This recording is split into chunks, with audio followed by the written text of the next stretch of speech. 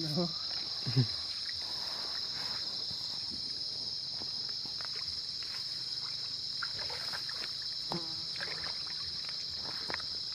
่ต่างเก่งเนาะหากินธรรมชาติเนาะ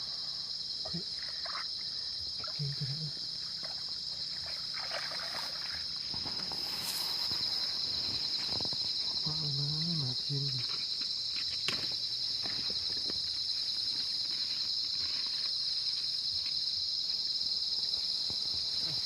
คายที่ดังอีก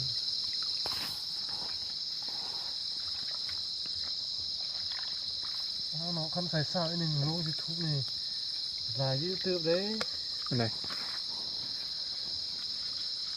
ว่ายัง ถ่ายหุบป้าเนี่ยกับกูทายอันนี้ดิ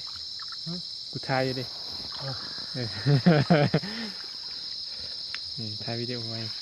มืออื่นตอนยาวมันนะมืออื่นเนี่ยมันกลักเอาไว้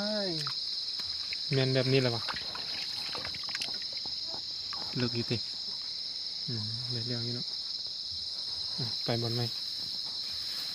แซมกายมันไว้เนี่ยเอาลังใหญ่มาสิเลยโอ้มันทางเดี๋ยวกำลังเดินทางอยู่โอ้บาดเมื่อละมึงขากูไอ้ยะเอาจับก่อน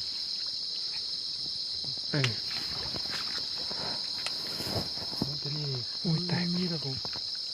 โอ้ยเจ็บมันเป็นลักษณะลองเลยผมกล้าเอาไว้เลยเอามาเบิ่งสถานที่ก่อนบอลเป็นสีใสนี่มันตรงไหนบอลตรงไหนน้องตัวก็เก่งจังเลยบอลเลิกบอลคามบอลตีนมึงบุดีบ่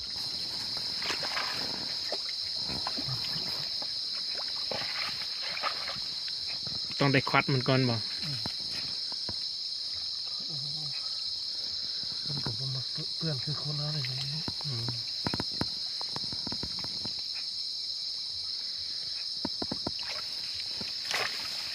มึงตอนมึงใส่ทวิตมึงก็เฮียนใส่น้องเขาอ่ะหรือว่าจังไรมึงเฮียนเฮ็ดแต่น้อยติเฮ็ดแต่น้อยมาแล้วแหละตอนน้อยกูกับอ้ายกูร่วมกันรางเดียวจะนี่แหละมาใส่ที่คุก7 ตัวแต่ปลาดุกใหญ่นะ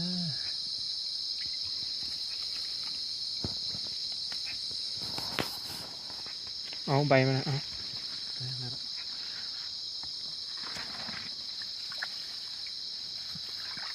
สิบริอาบน้ำอีกบ่มึงแซ่บมันนี่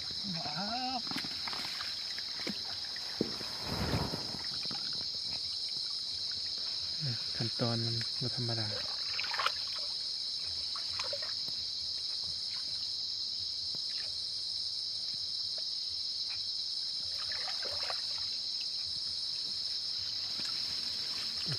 ได้ปะ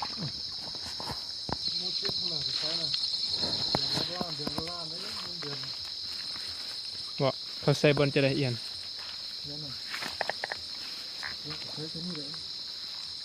คือกับใส่ปลาดุกนะบ่มึงว่าจะได้มันเดือนละล้านสิวะไปขายมันนะโอ้เที่ยวกับเรื่อยลองฟันกันขายเอียนเป็นอาชีพเนาะใช่ปะขายเอียนไปใจเอาเงินไปใจวงเฮียนมันบอกอยู่โดยลำแข้งนี่มันลังที่3เนาะ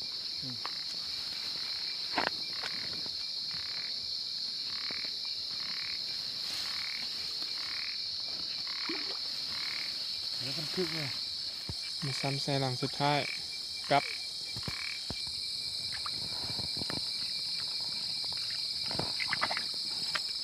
เกี่ยวมาเบิ่งหลังสุดท้าย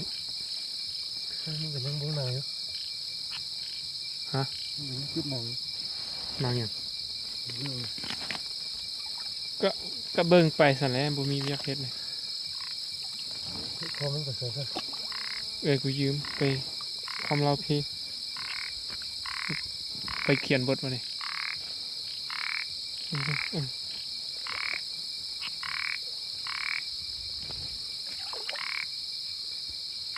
ฝนตกนี่มันยิ่งนะ โอ้มึงเบิ่งดาวเต็มท้องฟ้าบ่ตกเหรอ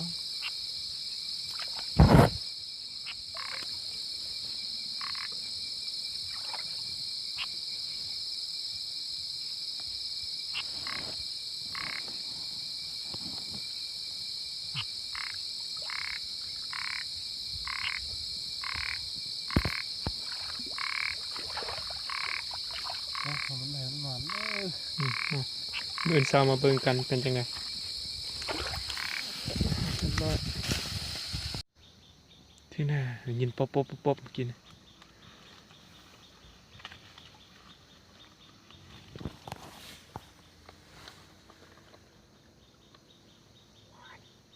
เด้อ ตัวตัวมันมีป่าที่ เบิ่ง